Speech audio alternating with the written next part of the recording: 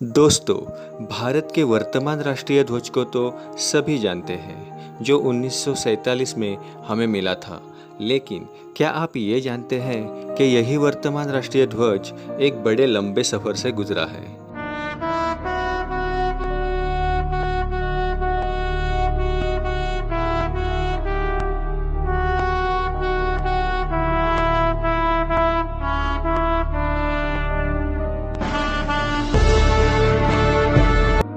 भारत की आज़ादी की लड़ाई जैसे जैसे तेज होती जा रही थी, क्रांतिकारी दल अपने अपने स्तर पर स्वतंत्र राष्ट्र की अलग पहचान के लिए अपना झंडा प्रस्तावित कर रहे थे। 1906 में देश का पहला प्रस्तावित झंडा सामने आया, जिसे 7 अगस्त 1906 को पारसी बागान चौक कलकत्ता में फहराया गया था। इस झंडे में 3 हरे, पीले और लाल रंग की पट्टियां थीं, जिसमें ऊपर की हरे रंग वाली पट्टी में 8 कमल के फूल थे, जिनका रंग सफ़ेद था। बीच की पीली पट्टी में नीले रंग से वंदे मातरम लिखा हुआ था। इसके अलावा सबसे नीचे वाली लाल रंग की पट्टी में सफ़ेद रंग से चांद और सूरज के चित्र अंकित थे।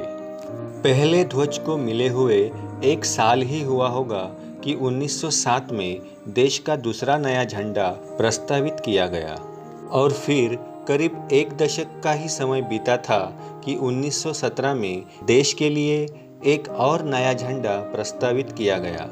इस नए ध्वज को डॉक्टर एनी बेसेंट और लोकमान्य तिलक ने फहराया था। उसके बाद करीब 4 साल ही बीते होंगे कि 1921 में अखिल भारतीय कांग्रेस कमेटी के सत्र के दौरान बजेवाड़ा में आंध्र प्रदेश के एक व्यक्ति ने महात्मा गांधी को एक झंडा दिया था।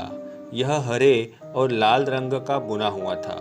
गांधी जी को यह पसंद आया और उन्होंने इसमें कुछ बदलाव करवाए। उन्होंने इसमें सफ़ेद रंग की एक पट्टी और जुड़वाई थी।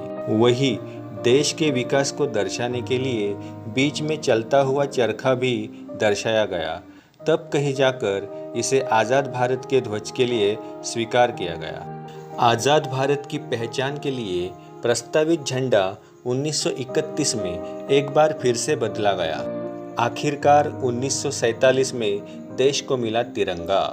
तमाम प्रयासों के बाद आखिरकार जब 1947 में देश आज़ाद हुआ तो देश को तिरंगा झंडा मिला।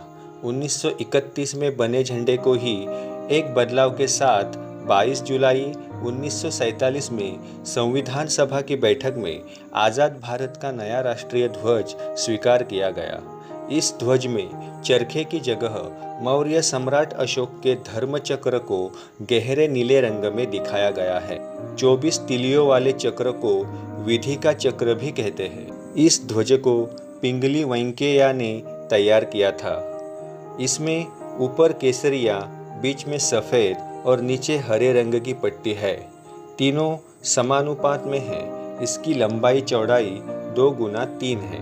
भारतीय कानून के अनुसार ध्वज को हमेशा गरिमा, निष्ठा और सम्मान के साथ देखना चाहिए। सरकारी नियमों में कहा गया है कि झंडे का स्पर्श कभी भी जमीन या पानी के साथ नहीं होना चाहिए। उसका प्रयोग मेजपोश के रूप में या मंच पर नहीं ढका जा सकता।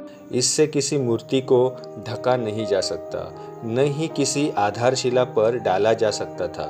सन 2005 तक इसे पोशाक के रूप में या वर्दी के रूप में प्रयोग नहीं किया जा सकता था, पर 5 जुलाई 2005 को भारत सरकार ने संहिता में संशोधन किया और ध्वज को एक पोशाक के रूप में या वर्दी के रूप में प्रयोग किए जाने की अनुमति दी। हालांकि इसका प्रयोग कमर के नीचे वाले कपड़े के रूप में नहीं किया जा सकता। 21 फीट गुना 14 फीट के झंडे पूरे देश में केवल 3 किलों के ऊपर फहराए जाते हैं। मध्य प्रदेश के ग्वालियर जिले में स्थित किला उनमें से एक है। इसके अतिरिक्त कर्नाटक के नारगुंड किले और महाराष्ट्र के पन्हाला किले पर भी सबसे लंबे झंडे को फहराया जाता है। दोस्तों, साथ ही यह भी जानते हैं कि राष्ट्रगान किसी देश के अन्य राष्ट्रीय प्रतीकों की तरह एक राष्ट्र और उसके लोगों की परंपरा, इतिहास और मान्यताओं का प्रतिनिधित्व करता है। इसलिए यह देश के नागरिकों के बीच देशभक्ति की भावनाओं को जगाने में मदद करता है। इसी तरह दोस्तों, हमें हमारे राष्ट्रीय ध्वज तथा उसके महत्व के बारे में जानना बेहद ज़रूरी है। और साथ ही में मैं आपको ये बता दूं कि राष्ट्रगान किसी भी देश का वह गीत है जो उस देश की सभी राष्ट्रीय महत्व के अवसरों पर अनिवार्य रूप से गाया जाता है, जबकि राष्ट्रगीत हर उस अवसर पर गाना अनिवार्य नहीं है। हमारे देश का राष्ट्रगान जन गण मन है, जबकि हमारा राष्ट्रगीत वंदे मातरम है।